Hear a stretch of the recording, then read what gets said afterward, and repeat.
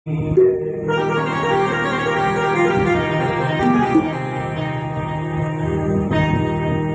बांके बिहारी लाल की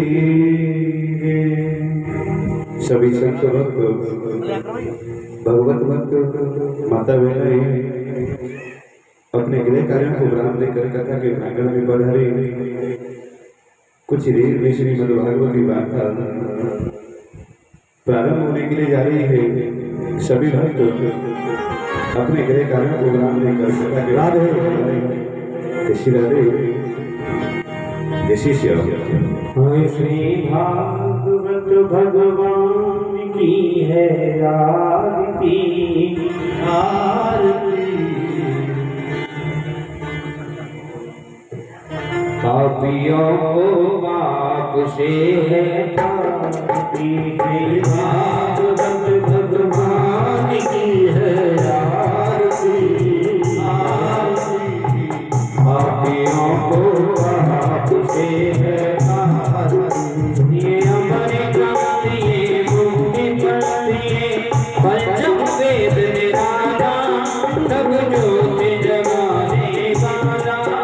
ये अमर ग्रंथ ये मुक्ति पढ़िए पंचम वेद निराला तब ज्योति जगाने वाला। हरि नाम यही हरि नाम यही हरि नाम यही हरि नाम जग के मंगल की आरती। पापियों को पाप से है तारती। श्री भागवत भगवान की है आरती आरती। पापियों को पाप से है तारती। ये शांति गीत पावन पुनीत पापों को मिटाने वाला हरि दरस कराने वाला। ये शांति गीत पावन पुनीत पापों को मिटाने वाला हरि दरस कराने वाला। ये सुख करनी है दुख हरनी ये सुख करनी है दुख हरनी। ये सुख करनी है दुख हरनी ये सुख करनी है दुख हरनी। श्री मधुसूदन की आरती। पापियों को पाप से है तारती। श्री भागवत भगवान की है आरती। पापियों को पाप से है तारती। ये मधुर बोल जग भर बोल सतवान दिखाने वाला। रे बिगड़ी को बनाने वाला रे बिगड़ी को बनाने वाला। श्री राम यही घनश्याम यही श्री राम यही घनश्याम यही। श्री राम यही गुरुदेव यही श्री राम यही गुरुदेव यही। सब की महिमा की आरती। पापियों को पाप से है तारती। श्री भागवत भगवान की है आरती। पापियों को पाप से है तारती। घोर गौरम करुणावतारम संहार सारम भुजगेन्द्रम मदान सर्वं विद्याधीते तव भवानी है तन्नम। त्वमेव माता जगता त्वमेव त्वमेव बन्धुः सदा त्वमेव त्वमेव विद्या त्वमेव त्वमेव त्वमेव सर्वं मम देव देव। पापियों को पाप से है तारती। पापियों को पाप से है तारती। पापियों को पाप से है तारती। बोलिए भागवत महापुराण की जय। सतगुरुदेव महाराज की जय। वृक्ष महाराज की जय। नामा के बिहारी लाल की जय। बोलिए बांके बिहारी लाल की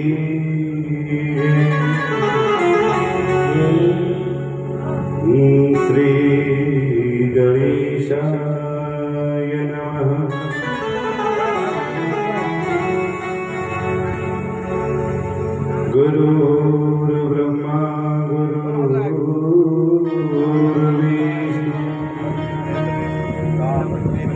गुरुर्देव महेश्वरः गुरुर्साक्षात् परब्रह्मा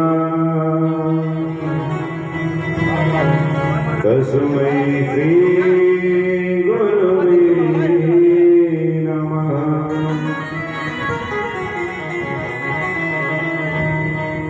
अखंड वंदनाकर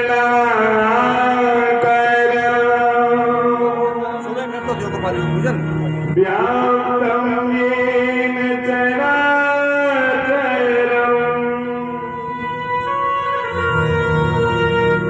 तत्पदं दर्शितं येन तस्मै श्री गुरुवे नमः।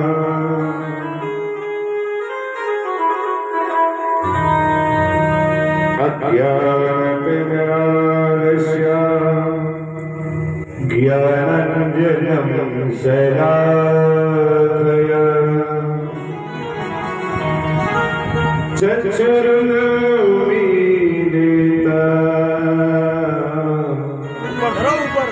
तस्मै श्री गुरवे नमः। श्रीकृष्णाय वासुदेवाय हरे परमात्मने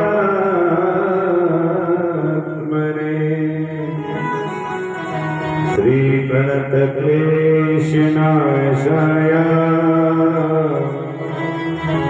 गोविन्दाय नमो नमः।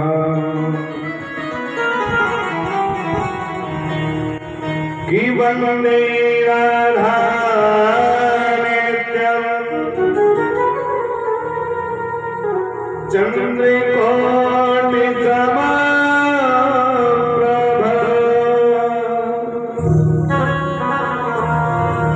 श्रीकृष्ण चन्द्रिकां देवी जय नमोऽस्ति विहारिणी।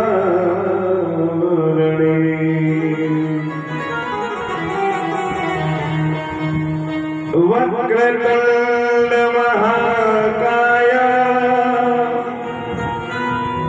सूर्यकोटि समप्रभा निर्विघ्नं कुरु मे देव सर्वकार्येषु सर्वदा।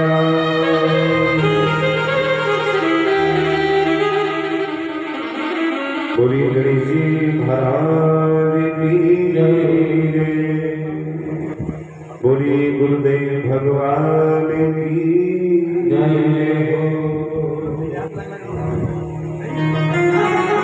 जो सुमिरत सिद्ध होय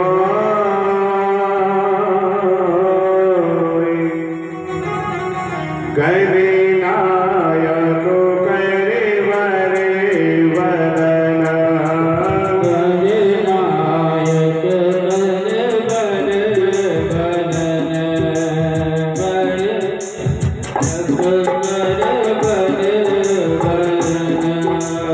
करहु अनुग्रह सो गोदास सुवगुण सदन गोदास सुवगुण सदन गोदास सुवगुण सदन मोहि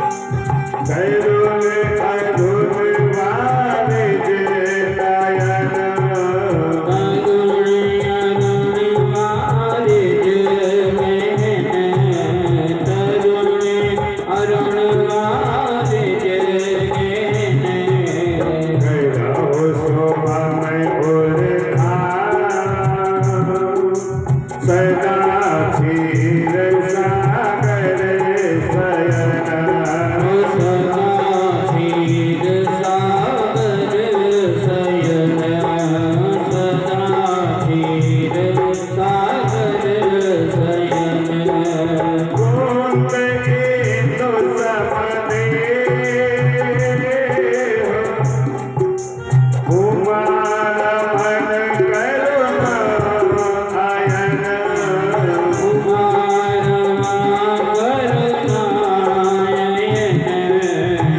कुमार करुणायन चाहे दीन पर दे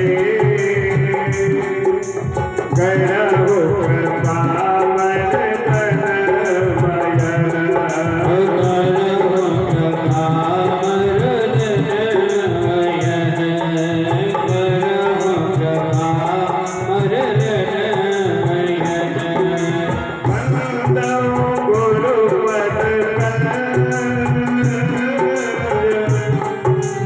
कृपा से नर रूप हरे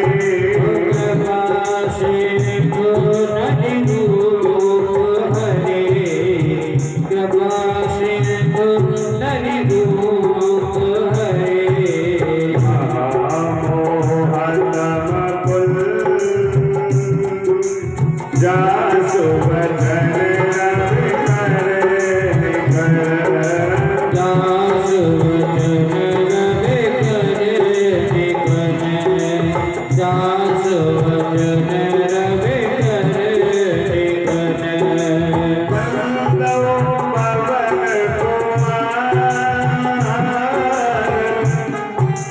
कल बल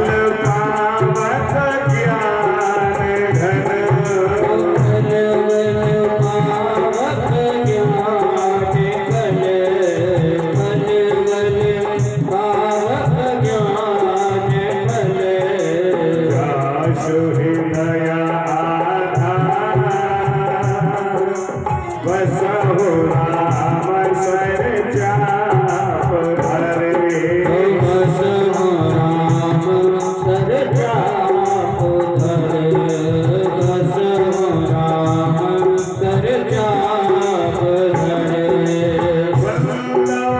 अवध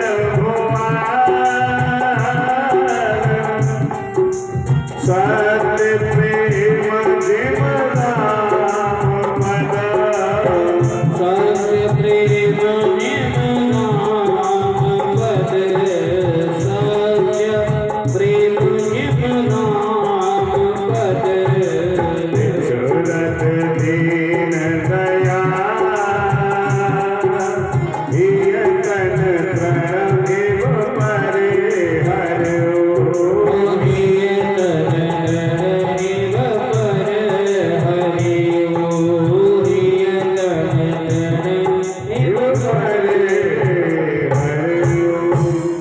बोली कृषि महाराज की जय बोली गुरु भगवान की जय बोली महावीर हनुमान की बोली भागवत भगवान की जय राम कथा रे भागवत कहु कथा विस्तार आसन लीजे प्रेम से आवहु पवन कुमार कथा में आवहु पवन कुमार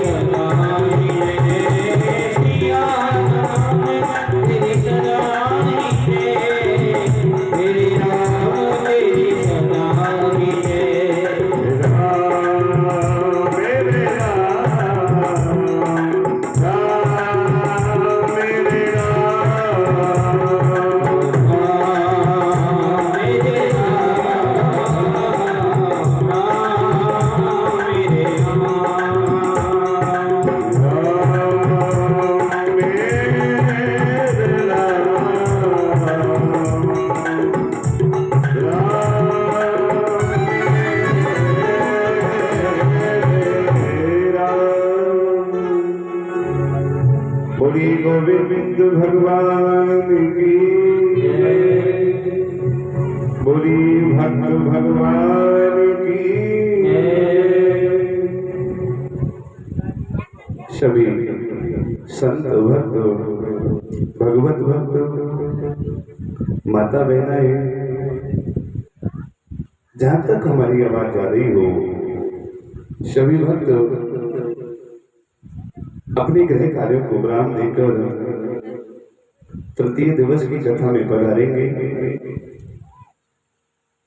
और जो भक्त उपस्थित हैं वो अपने मन बुद्धि चित्त विवेक विचारों को लेकर कथा में प्रवेश करेंगे। यानी जिससे जो भगवान की कथा है इसे सहजता से जाना जा सके और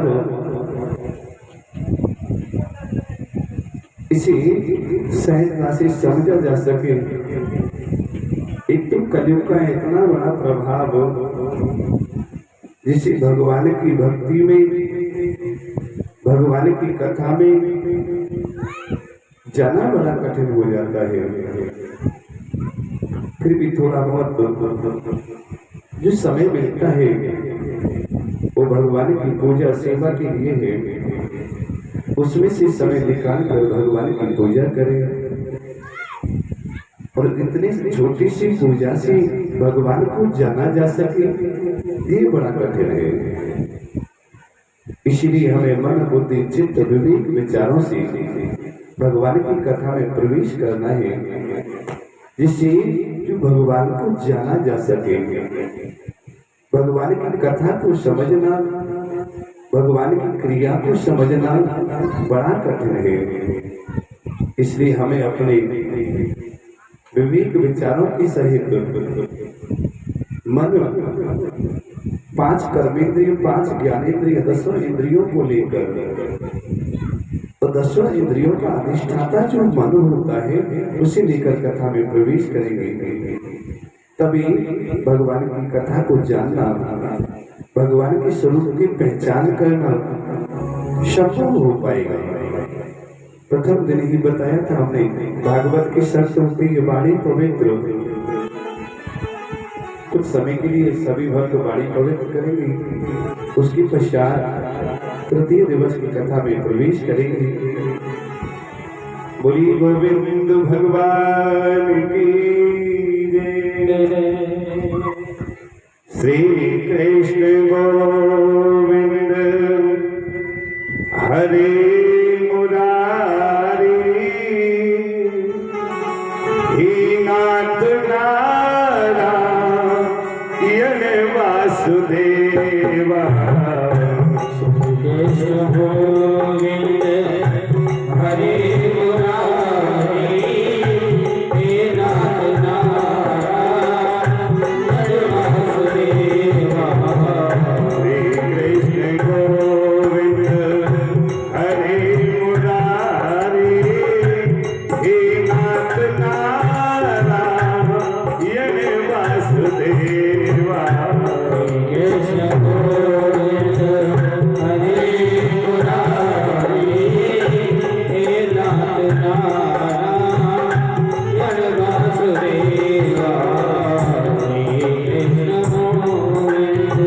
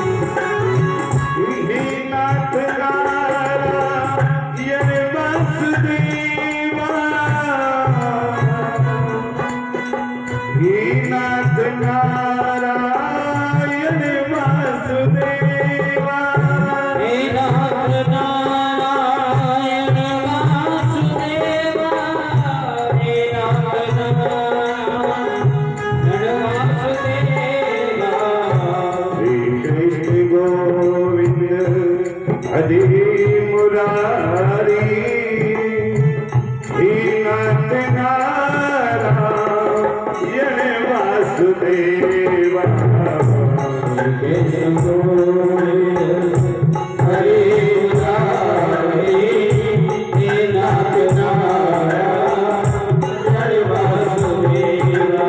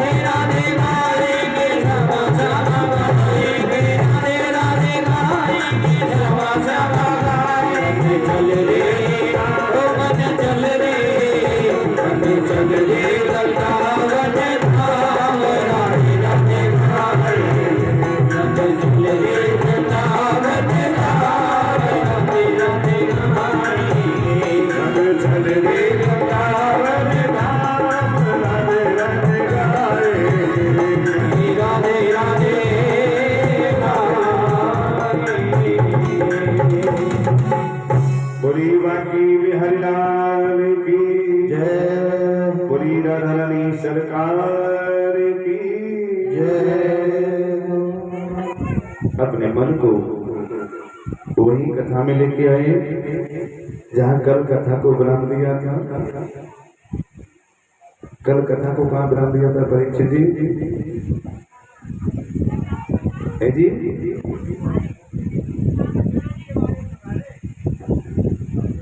चलो कहीं तक तो याद है।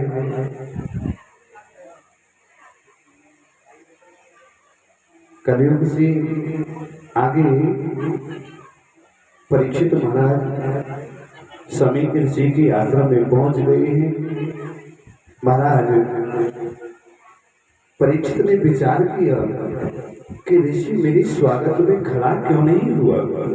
मैं एक चक्रवर्ती सम्राट हूँ, इस देश का राजा हूँ और राजा के आने पर इस संत ने खड़े होकर मेरा सत्कार नहीं किया तो क्रोध में आ गई और क्रोध में आकर पास में एक सर्प मरा पड़ा था। मरे हुए सर्प को अपने बाण की नोक से उठाकर श्रमिक ऋषि के गले में डाल देते हैं कि जैसे ही मृतक सर्प है, मरा हुआ सर्प है, उसी प्रकार तू जीवित होने पर भी मरा हुआ है। तूने मेरा सम्मान नहीं किया, मेरा स्वागत नहीं किया, इसलिए उस मरे सांप के समान है। उनके गले में मरा हुआ सर्प डाल दिया है। अब तो ऋषि के शिष्यों ने जाकर शमीक के पुत्र श्रृंगी को बताया है, श्रृंगी, आज इस राजा परीक्षित ने तुम्हारे पिता के गले में एक मृतक सर्प को डाल दिया है, मरी हुई सर्प को डाला है। श्रृंगी बालक था, विचार नहीं किया और वही कमंडल से जल लिया और श्राप दे डाला कि हे परीक्षित, तूने जब मेरे पिता के गले में मृतक सर्प डाला है तो मैं तुझे श्राप देता हूँ, आज से 7वें दिन ये तक्षक नाग तुझे डसेगा और इसके डसने से तेरी मृत्यु हो जाएगी। श्रृंगी ने श्राप दे डाला, लेकिन श्रृंगी ने अकेले परीक्षित को श्राप नहीं दिया था, संपूर्ण सृष्टि को श्राप दे डाला था। क्योंकि 7 दिनों में आप सोचें कि महाराज परीक्षित की मृत्यु हुई, परीक्षित को 7 दिन का श्राप लगा, लेकिन 7 दिन का श्राप सभी को लगा है। तुमको भी 7 दिन का श्राप है और हमें भी रोज 7 दिनों का श्राप रहेगा। 7 ही दिन है, सोमवार, मंगल, बुध, बृहस्पति, शुक्र, शनि और रवि, यानी यही 7 दिन है जिन 7 दिनों में तुम्हारा जन्म हुआ, इन्हीं 7 दिनों में आप बड़े हुए और इन्हीं 7 दिनों में मृत्यु भी हो जाएगी। 8वां दिन ही नहीं होता। 7 दिनों का श्राप सभी को लगा है। श्रृंगी ने संपूर्ण सृष्टि को श्राप दे डाला। परीक्षित की उद्देश्य सभी को श्राप दिया है, लेकिन जैसे परीक्षित को पता चला कि हमारी मृत्यु 7 दिनों बाद होने वाली है, तो उसने अपनी मृत्यु से उद्धार के लिए उपाय सोचा है। संतों के पास जाता है, ब्राह्मणों के पास जाता है, विद्वानों की सेवा का सानिध्य पाता है, विद्वानों की सेवा करता है, अच्छे अच्छे विद्वानों से अपनी शंका का समाधान खोजता है और 7 दिन बाद उसने अपनी मुक्ति का साधन भी बना लिया, मोक्ष भी पाया।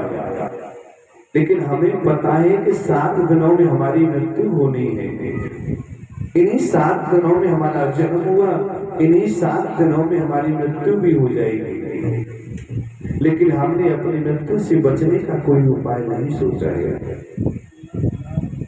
यानी हमें अपने जीवन को सुधारने के लिए कोई उपाय नहीं सोचा,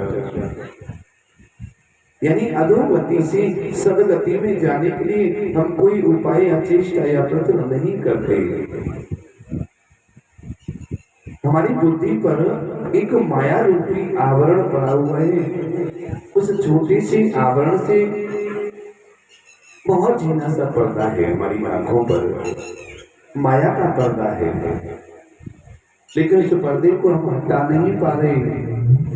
और जब तक वो माया रूपी पर्दा जो झीना सा आवरण है हमारे नेत्रों पर पड़ा हुआ है ना, तब तक हमें अपना काल दिखाई नहीं देता। जबकि पता नहीं क्षण भंगुर जीवन की कल का, कल प्रात को जान खिली न खिली, मलिया गिरी सुच शीतल मंद सुगंध समीर चली न चली, कल काल कुठार ली फिरता, तन नम्र पर चोट झिली न झिली, तो भज हरि को नाम हरि रसना, कहूँ अंत समय पहेली नहेली। हम अपनी मृत्यु का साधन नहीं खोजते, जबकि संसार में हर कार्य के पीछे एक साधन है। तुलसी बाबा लिखते हैं, साधन धाम मोक्ष कर द्वारा, साधन धाम मोक्ष कर द्वारा, कहीं नहीं पर लोक समारा। श्री राम जय राम जय जय राम, श्री राम जय राम जय जय राम। साधन धाम मोक्ष कर द्वारा, यानी मोक्ष का दरवाजा भी पालेगा जीव, ऐसा साधन है। साधन कौन सा है? मुक्ति का साधन भक्ति है। भगवान के चरणों की प्रेमास्पद भक्ति को प्राप्त करो, मोक्ष का द्वार मिल जाएगा, मोक्ष हो जाएगा। लेकिन हम तो अपने आप को अजर अमर समझे बैठे हैं। हमें तो लगता है कि मृत्यु आएगी नहीं, फलाने की आ गई है, फलाना चला गया जी, हम थोड़ी नहीं जाने वाले। जबकि पता है, शास्त्र कहता है, भागवत महापुराण कहती है, 7 दिनों में हमारी मृत्यु आ जाएगी। आज नहीं तो कल, कल नहीं तो परसों, परसों नहीं तो तरसों, तरसों नहीं तो वर्षों। एक दिन वो दिन अवश्य आएगा कि हमें संसार को छोड़कर जाना होगा। लेकिन हमने संसार से जाने के लिए कोई उपाय नहीं किया, कोई साधन नहीं किया, कोई संसार से जाने की तैयारी नहीं की। जबकि शास्त्र कहता है मृत्यु को हर घड़ी याद करना चाहिए, और जो मृत्यु को याद करते हैं ना, उसे पाप कभी नहीं होता। हम तो अपने आप मृत्यु को भूल बैठे, तभी तो पाप में प्रवृत्त हो जाते हैं। रावण को अभय दान मिला, रावण को अभय दान मिला तो पाप करने लगा। कंस को अभय दान मिला, पाप करने लगा। यानी जो राक्षस हुए, यानी जिन्होंने जगत में अपराध किए, उन्हें मुक्ति मिली नहीं है। यानी वो अपने मृत्यु के भय से अभय दान मिल जाता है। मृत्यु का भय हृदय से निकल जाता है तो जीव पाप करने लगता है। अगर हमें पाप से बचना है ना, तो मृत्यु को याद करना होगा। मृत्यु हर समय हमारे पास रहती है, लेकिन करना क्या है कि मृत्यु को ही भूल बैठे। और जब जीव मृत्यु को भूल जाता है ना, तो हर घड़ी पाप में प्रवृत्त हो जाता है। अगर वास्तव में हमें पाप से बचना है तो मृत्यु को याद करना है। लेकिन हमने तो विचार बनाया है कि हमारी मृत्यु आएगी नहीं, हम तो अजर अमर हैं। परमात्मा ने अजर अमर बनाकर हमें भेजा है, तभी तो जीव अभिमान में प्रवृत्त हो जाता है। जबकि जीव को पता नहीं है कि पन 3 बीत आए, चौथा भी बीता जाए। पन 3 बीत आए, चौथा भी बीता जाए। पन 3 बीत आए, चौथा भी बीता जाए। पन 3 बीत आए, चौथा भी बीता जाए। ओ पन 3 बीत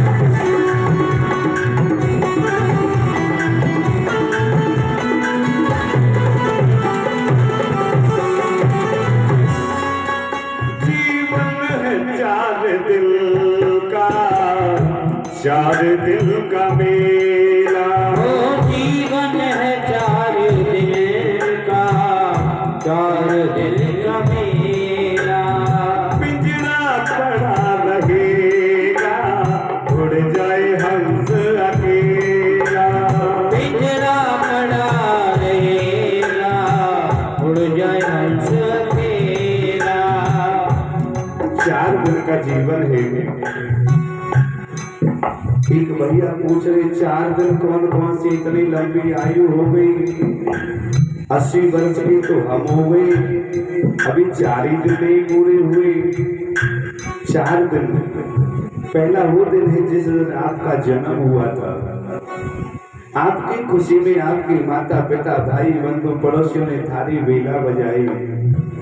दूसरा दिन जिस दिन आपका नामकरण हो रहा था, और तीसरा वो जिस दिन आपकी शादी हुई थी, और चौथा वो जिस दिन 4 भाइयों ने मिलकर तुम्हें कंधे पर उठाया था। ये 4 ही दिन संसार में है। 4 दिन का मेला, 4 दिन का मेला, 4 दिन का मेला, 4 दिन का मेला। पिंजरा पड़ा रहेगा, उड़ जाए हंस अकेला। पिंजरा पड़ा रहेगा, उड़ जाए हंस अकेला। जिसने तुझे बनाया, जिसने तुझे बनाया, जिसने तुझे बनाया, जिसने तुझे बनाया, वही तुझे मिटाए। कौन 3 बीत आए, चौथा वे बीता जाए। कौन 3 बीत आए, चौथा भी बीता जाए। कौन 3 बीत आए, चौथा भी बीता जाए।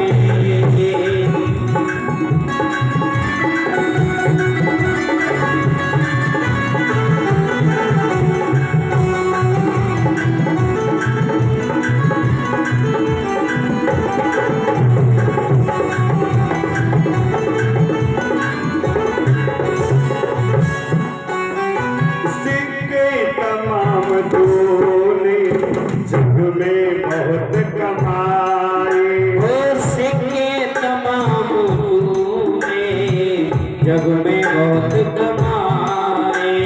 पैसे तमाम तूने जग में बहुत कमाए।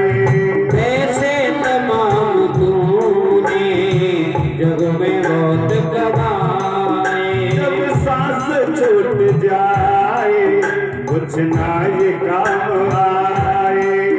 हो जब सांस छूट जाए, कुछ ना ये काम आए। दर्पण है हर की भांति, दर्पण है हर की भांति, दर्पण है प्रभु की भांति, दर्पण है प्रभु की भांति। क्यों तू नजर चुराए। कौन 3 बीत आए, चौथा वे बीता जाए।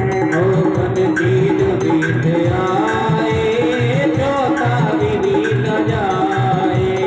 3 बीत आए, चौथा वे बीता जाए। 3 बीत आए, चौथा भी बीता जाए।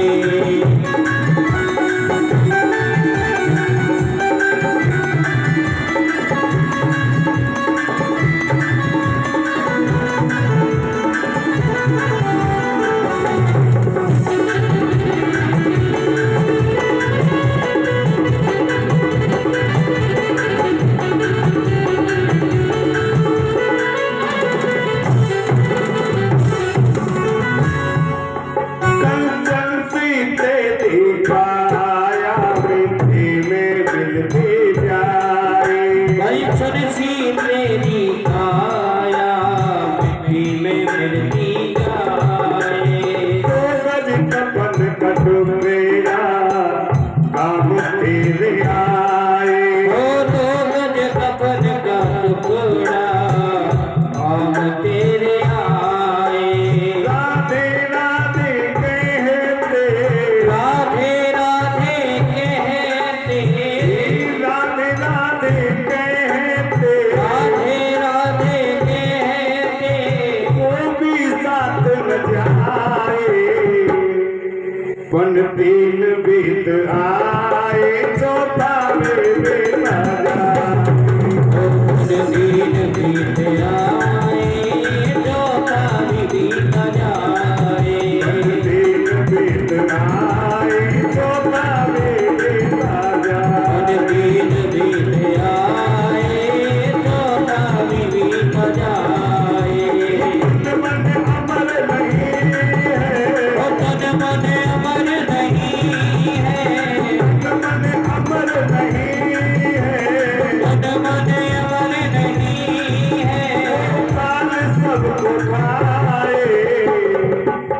पन तीन बेट आए गोतावे पन तीन बेट आए गोतावे न जाए। तीन बेट आए गोतावे न जाए। पन तीन बेट आए गोतावे न जाए।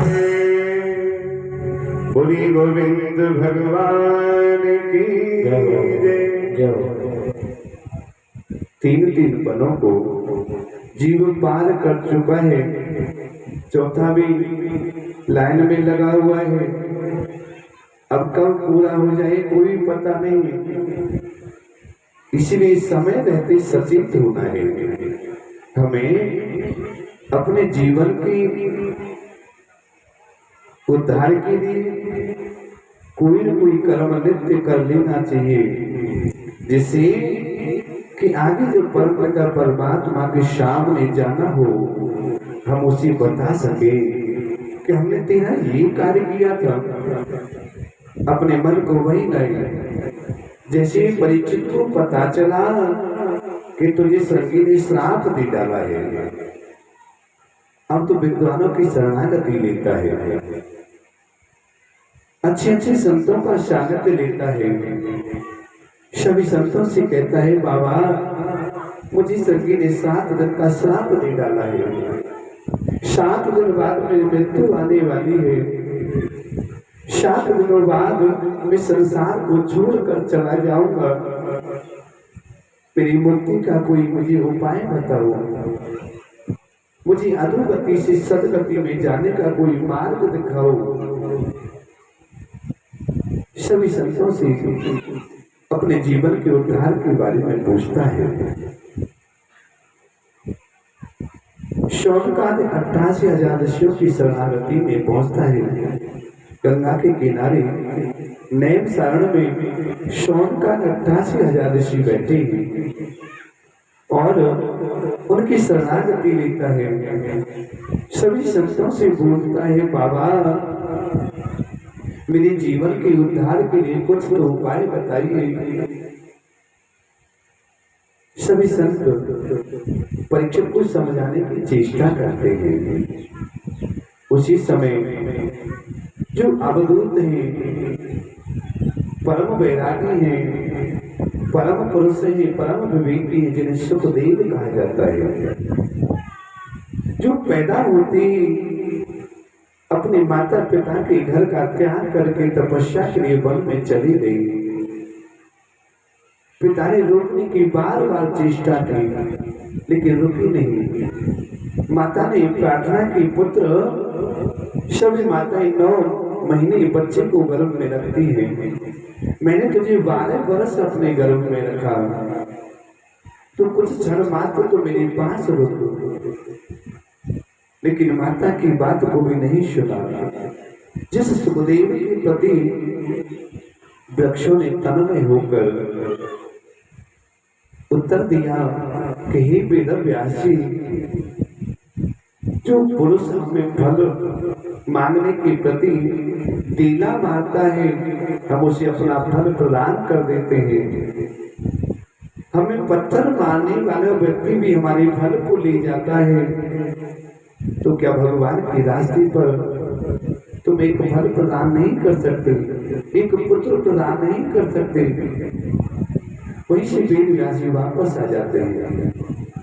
वही सुखदेव पैदा होती 16 वर्ष की सी आयु का देखने वाला आज संतों की सभा में जैसे प्रवेश करने के लिए जा रहा है। बच्चे से पागल समझते हैं, शरीर पर कोई वस्त्र नहीं है, एक कोपीन बांधे हुए हैं। अब तो बच्चे धूप उतारते हैं, देखो पागल जा रहा है, पागल जा रहा है, उसे कोई विचार नहीं, उसे कोई मतलब नहीं।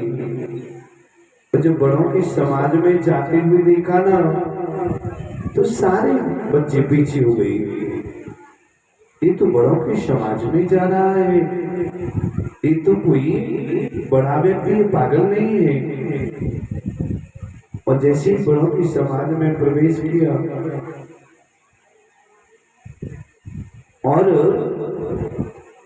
शौनकादि 88,000 ऋषियों ने देखा कि तो परम विवेकी परम पुरुष श्री सुखदेव महाराज हैं, तो सभी ऋषि खड़े हो गए। सुखदेव का सम्मान करने में जो 10,000 वर्ष की आयु लिए बैठे थे, उन्होंने भी खड़े होकर सुखदेव का आदर किया है, सत्कार किया है। सभी संतों ने सम्मान किया और सुंदर बैठने के लिए आसन दिया है। महाराज परीक्षित की समस्या सामने रखी है।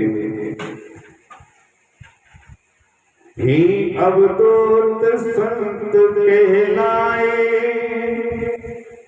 देख सभी हर्षाए, देख कर शुभ मुहूर्त, श्याम सुखदेव की सूरत, देख के शुभ मुहूर्त, श्याम सुखदेव की सूरत। अवधूत संत कहलाए, देख सभी हर्षाए, देख कर शुभ मुहूर्त, श्याम सुखदेव की सूरत। देख के शुभ मुहूर्त, श्याम सुखदेव की सूरत।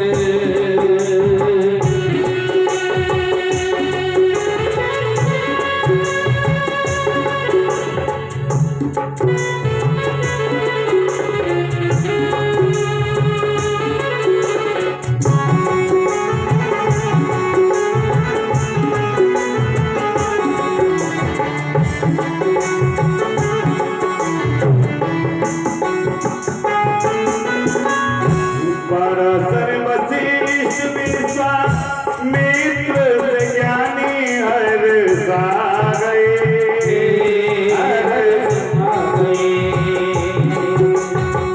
व्यास के नंदन सुख देव सभा में जब आ गए, आ गए। सकल सभा उन शीस झुकाई, मंद मंद मुस्काई, ज्ञान की जैसे मूरत। सुखदेव की सूरत। हे अवधूत संत कहलाए, देख सभी हर्षाए, देख कर शुभ मुहूर्त, श्याम सुखदेव की सूरत।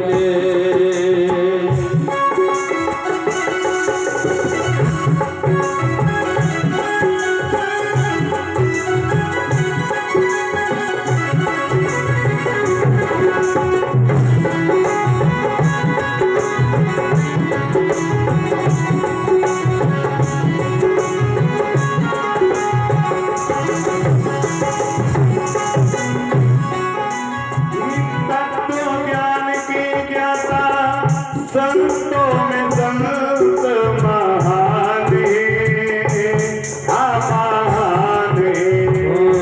तत्व ज्ञान के दाता,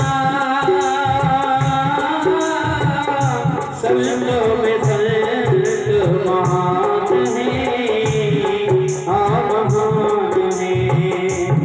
सबकी समस्या का किया समाधान है, समाधान है। सबकी समस्या किया हमने, समाधान है, समाधान है।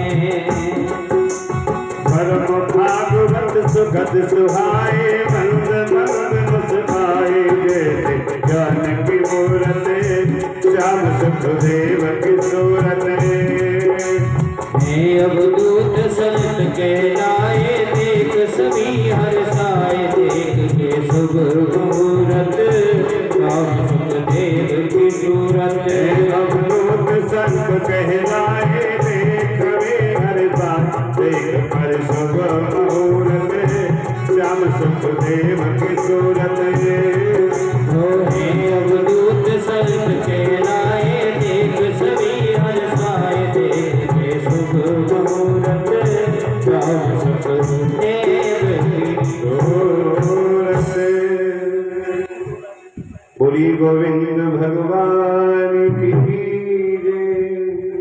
अब तो सभी संतों ने परीक्षित महाराज की समस्या को सामने रखा है और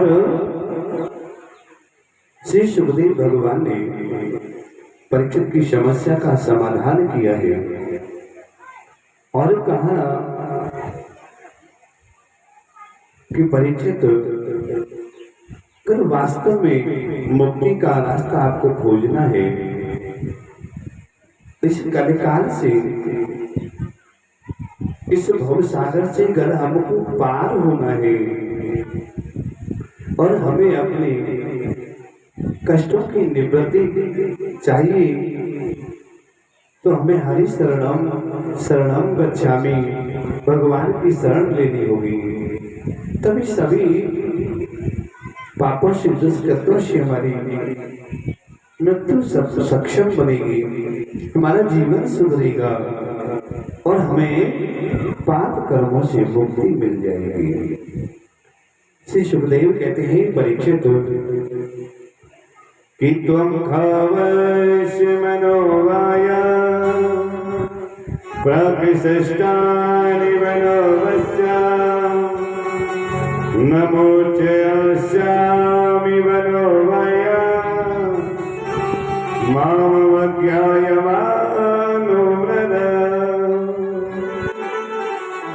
हे मानव, तुझे वास्तव में अपनी मुक्ति का कोई साधन खोजना है, वास्तव में तुझे मुक्ति चाहिए तो भगवान की शरण जाना होगा। यानी जिन जिन भक्तों ने अपनी मुक्ति का, मोक्ष का साधन खोजा है, उन्होंने भगवान की शरणागति पहले दी है और जो भगवान की शरणागति लेते हैं ना, तो भगवान कृपा करके उन्हें अपना परम धाम प्रदान कर देते हैं।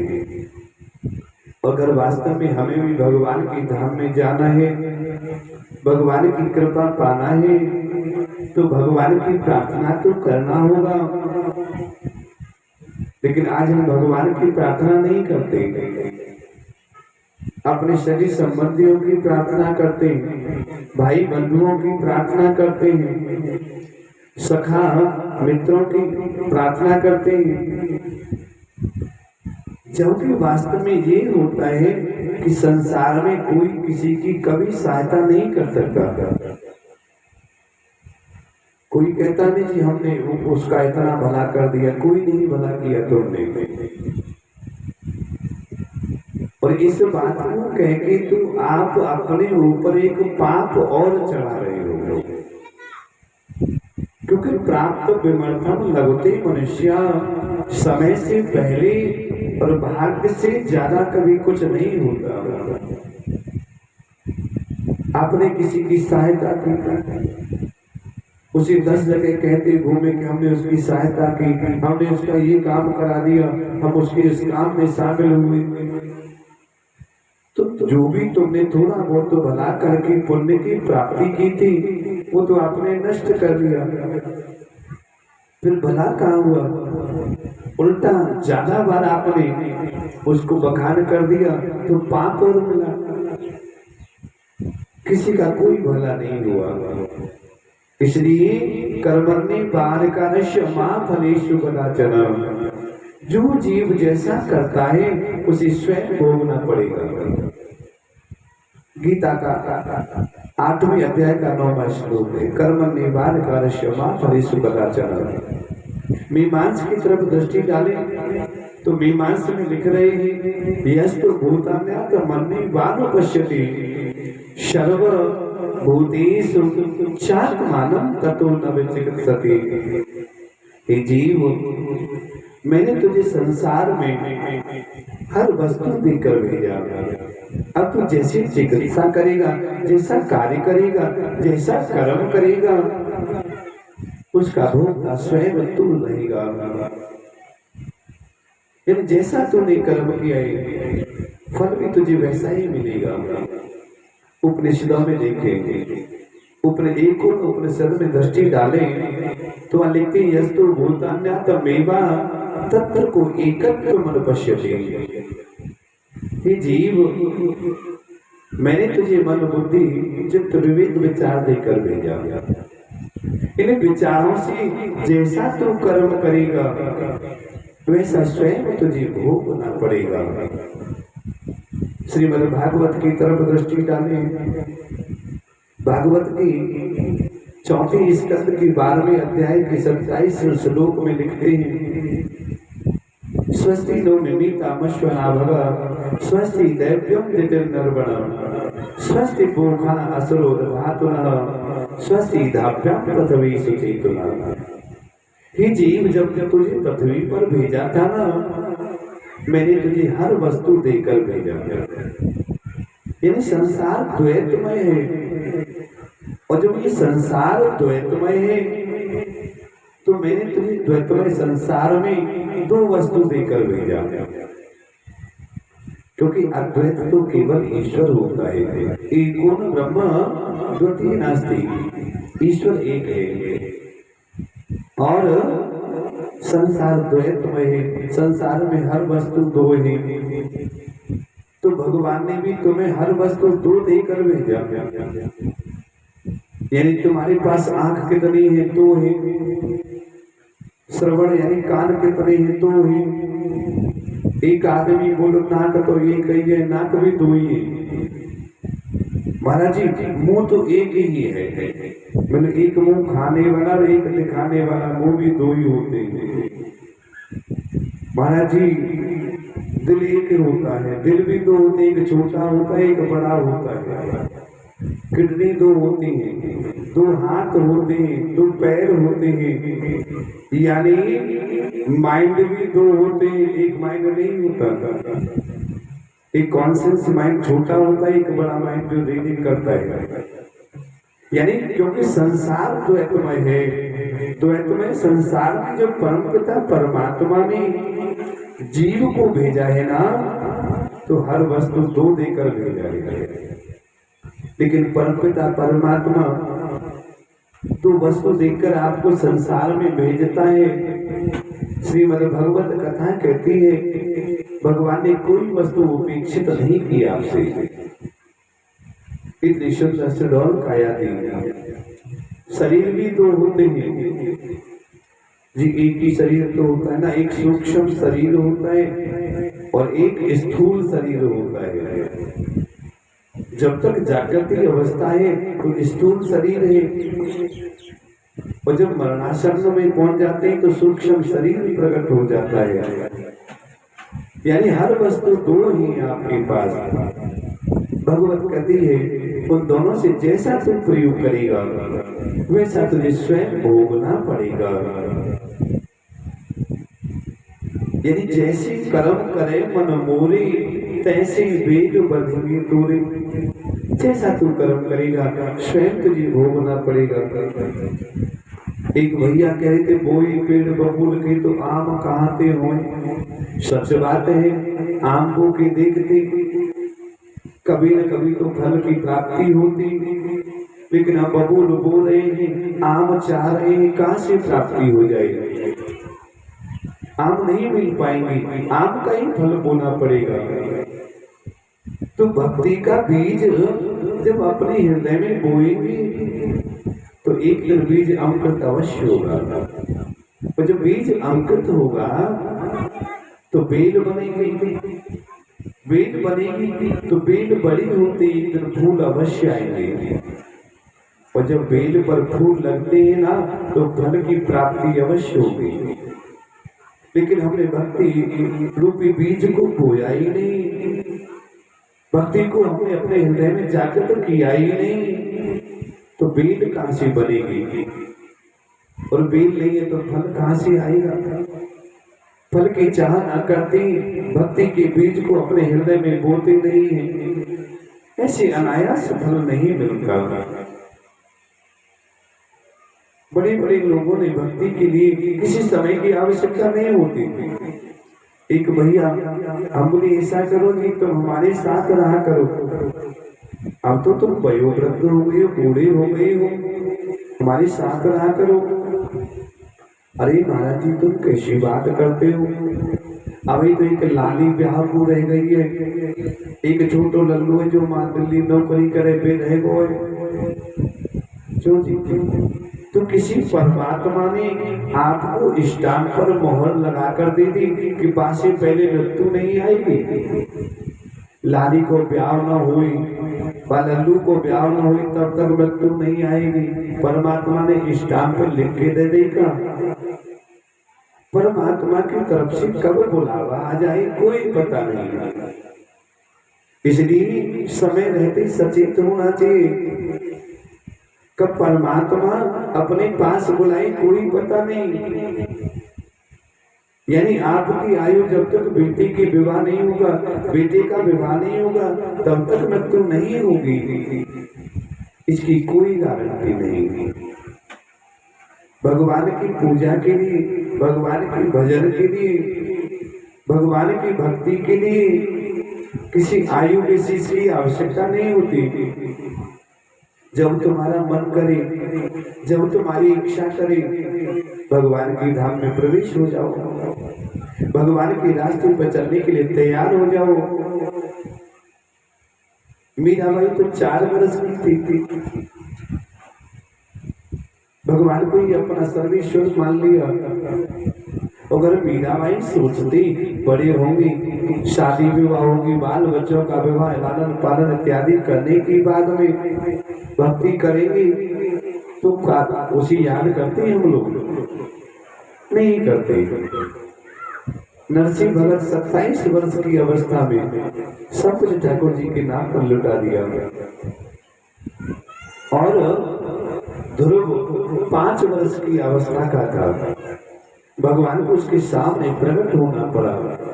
प्रहलाद 7 वर्ष की अवस्था का है, धनावगत 16 वर्ष की अवस्था का है, नामदेव 17 वर्ष की अवस्था के हैं।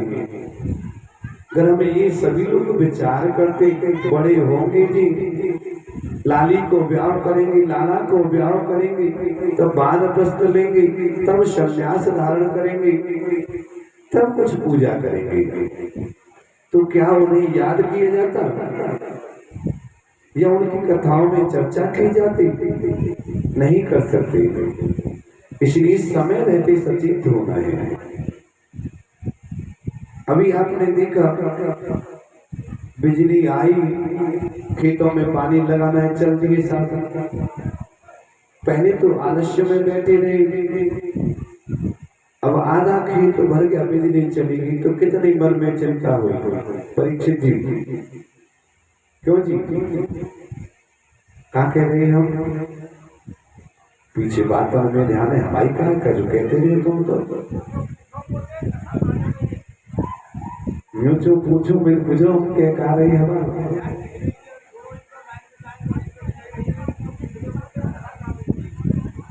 चलो कृपया वो भी पूछूंगा समय पर।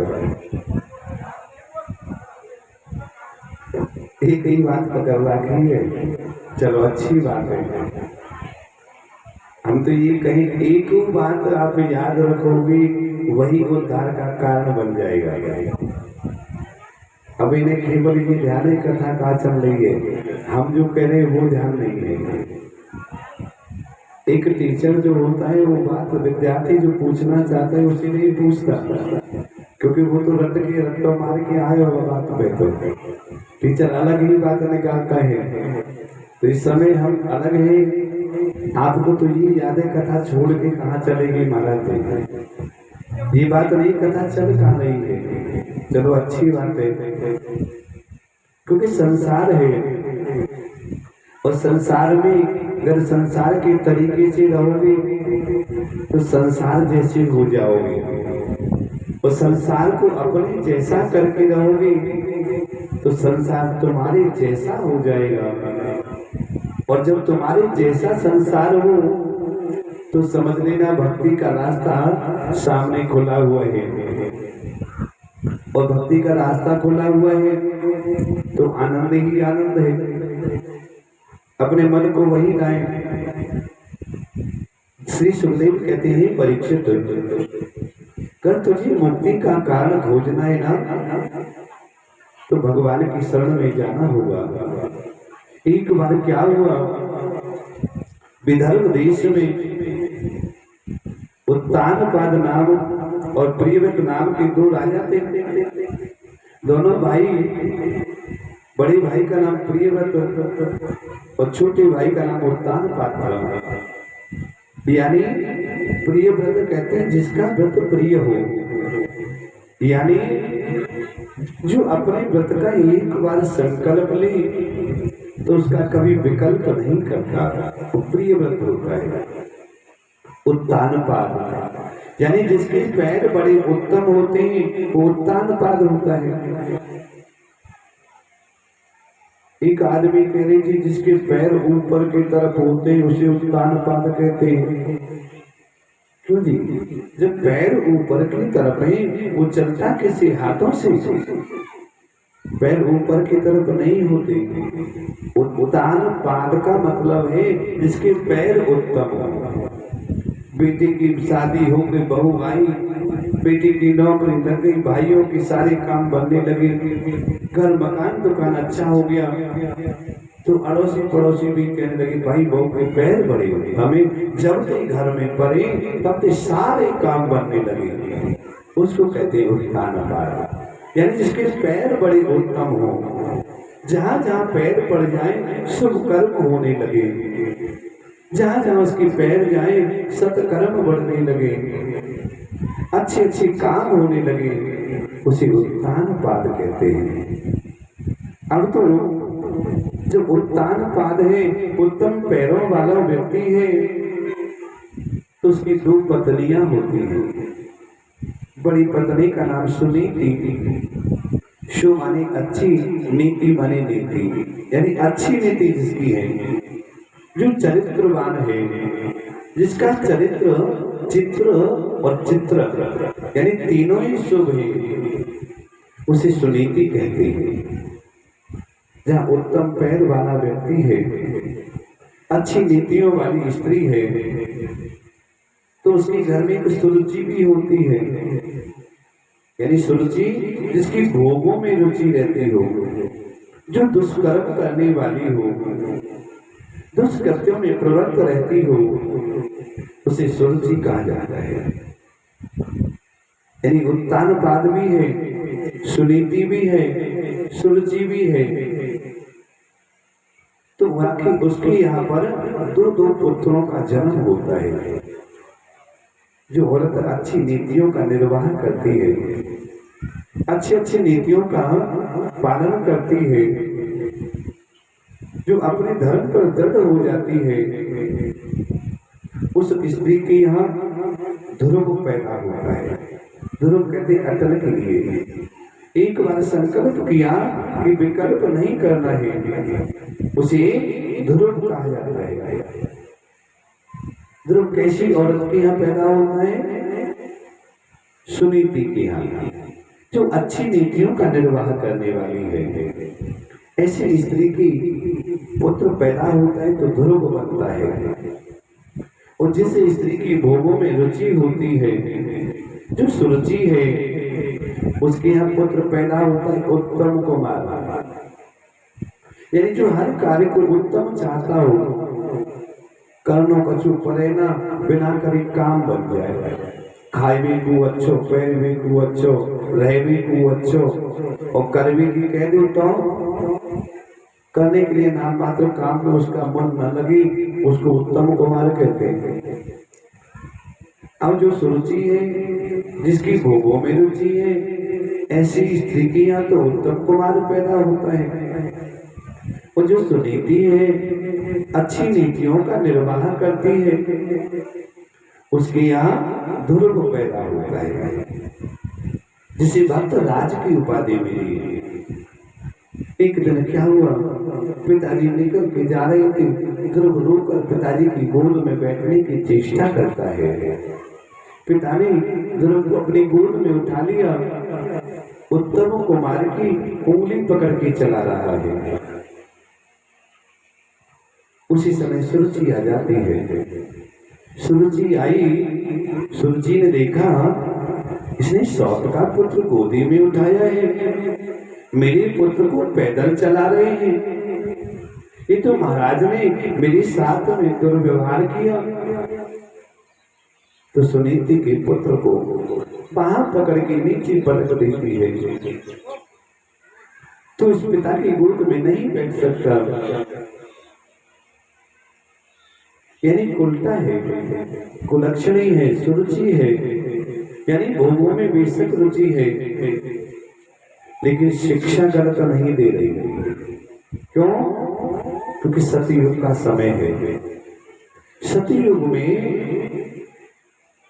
यानी गलत कर्मों में प्रवृत्त रहने वाली स्त्री तो थी, भोगों में रुचि रखने वाली स्त्री तो थी, और पिता की गोद से छोटी बहन के पुत्र को पटकने की इच्छा तो रखती है, सौत या दाह रखती है, लेकिन पुत्र को शिक्षा गलत नहीं दी। सुरुचि कहती है, हे ध्रुव, अगर तू पिता की गोद में बैठना चाहता है ना,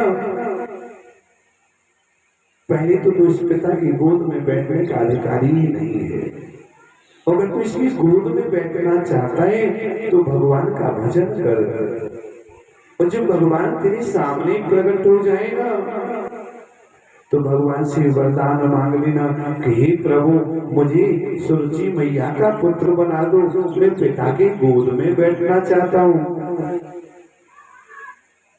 सुरुचि है, भोगों में रुचि है, लेकिन शिक्षा गलत नहीं दी। आज की माता होती तो पता नहीं क्या क्या कहती, क्या क्या कर देती बच्चे के साथ में। वो सतयुग की माता है, सौत के पुत्र को पति की गोद में बैठा देख तो नहीं पाई, लेकिन शिक्षा भी गलत नहीं दे रही, भगवान के भजन करने के लिए प्रेरित करती है। तू भगवान का भजन कर, और जब भगवान तेरे सामने प्रकट हो जाए ना, तो भगवान से वरदान मांगना कि हे प्रभु, मुझे सुरुचि मैया का पुत्र बना दे, जिससे मैं पिता की गोद में बैठ सकूं। अब तो मैया की, मौसी मैया की गोद से नीचे उतारने के बाद लज्जित होकर ध्रुव 5 वर्ष की अवस्था का रोता हुआ अपनी मैया के पास पहुंचा है। मैया ने रोते हुए ध्रुव को देखा, बड़ी दुखी होती है, कहती है, लाला क्या हुआ, तू ऐसे क्यों रो रहा है, क्या परेशानी है तुझे? लाला को गोद में उठाती है, अपने पुत्र को पुचकारने लगी, अपने पुत्र से पूछती है, पुत्र क्या हुआ? बार बार अपने पुत्र को गोदी में उठाती है, लाड दुलार प्यार करती है, उससे बार बार पूछ रही है। छोटा सा 5 वर्ष की अवस्था का पुत्र है, मौसी माने पिता की गोद से पटका है, उसी से दुखी होकर रोता हुआ अपनी माँ के पास आया है। सुनीति मैया कहती है, लाला हो गोदी में भर कर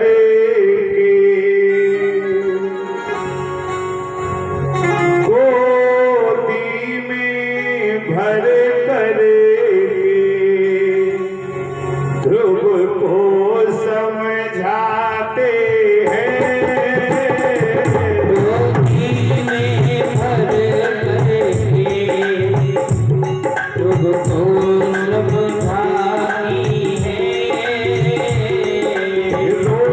मत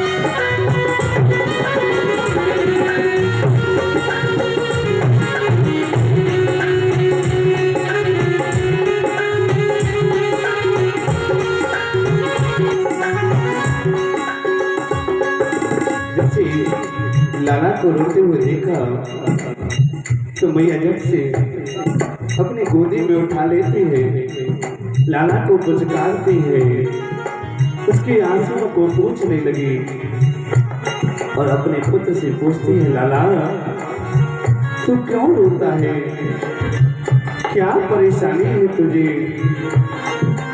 ए लाला इस तरह से ना रोआ कर। मोटी मोटी अखियां आंसुओं से भीग गई, मोटी मोटी अखियां जो अश्कों से भीग गई। मेरे लाल तेरी बातें सुन मेरी हिम्मत टूट गई, मेरे लाल तेरी बातें सुन मेरी हिम्मत टूट गई। सुनती कहती है, लाला तेरी बातों को सुनकर मेरा हृदय रोता है। तू क्यों रोता है? तेरी झिली झिली अखियां है ये आंसुओं से भर गई है। हे लाला तू इस तरीके से ना रो, क्योंकि मेरी हिम्मत टूट जाती है। तू जब रोता है ना तो मुझे अच्छा नहीं लगता। ये पुत्र मोटी मोटी अखियां आंसुओं से भीग गई, मोटी मोटी अखियां जो अश्कों से भीग गई।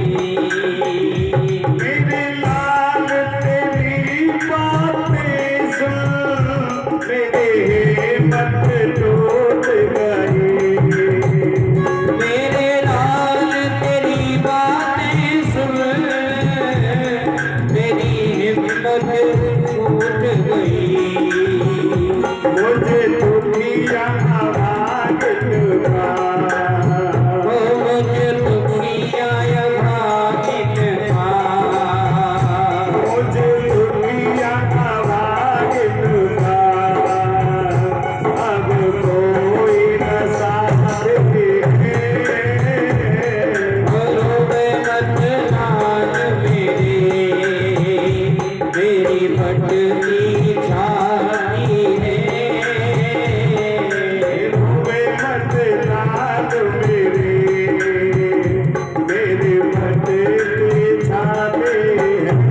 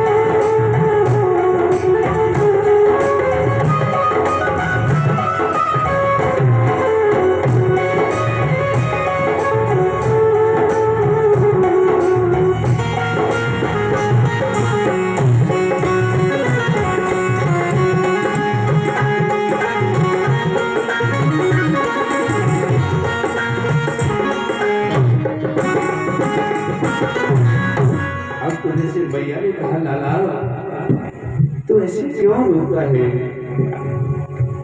ध्रुव कहने का, मैया तुझे नहीं पता है, मौसी भैया ने मुझे पिता की गोद से नीचे उतार दिया था और मुझसे वो दासी का बेटा कहती है। तुझसे पिता की गोद में बैठने का अधिकारी नहीं है, तू तो एक दासी का बेटा है। तेरी माँ रानी नहीं है, वो तो दासी है। अब तो जैसी ध्रुव की बातें सुनी है, मैया कहती है लाला कोई चिंता न कर, इस संसार में न कोई दासत्व होता है, न कोई राजा होता है, न कोई रानी होती है। जहां तक दृष्टि है ना, केवल परम पिता परमात्मा है। तो मौसी माँ की बातों पर मत जा, और तेरी मौसी माँ ने गलत नहीं कहे हैं। हे नारा मौसी माने ठीक कहा, दासी का बेटा है। ओ मौसीमा ने ठीक कहा, दासी का बेटा है। कुछ ख्याल न कर इसका, मेरा कर्म ही हेता है। कुछ काल न करे इसका, मेरा कर्म ही है। मौसी माने ठीक कहा, दासी का बेटा है। ओ मौसीमा ने ठीक कहा, दासी का बेटा है। कुछ ख्याल न कर इसका, मेरा कर्म ही हेता है। ओ कुछ काल न करे इसका, मेरा कर्म ही है। बेबस के सहारों का, बेबस के सहारों का, बेबस के सहारों का, ईश्वर ही साथे हैं। उसके सहारों का, ईश्वर ही साथी है। रोवे मत साथ मेरे बनते साथे हैं। रोवे मत लाल मेरे,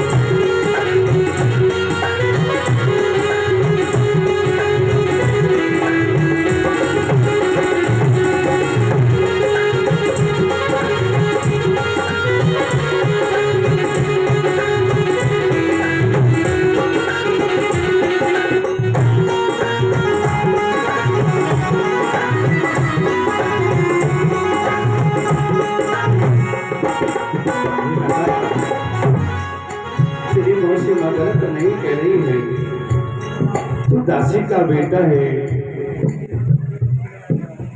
तेरी मौसी ने कुछ गलत नहीं कहा ना, मैं दासी हूँ। तुझे कुछ पता नहीं है ये पुत्र, तू दासी का बेटा उसने कहा है क्योंकि तू मेरा पुत्र है। मेरी आंचल का तूने दूध पिया है, इसलिए तेरी मौसी माँ दासी का बेटा बताती है। मुझे अबला दुखिया के आंचल का दूध पिया।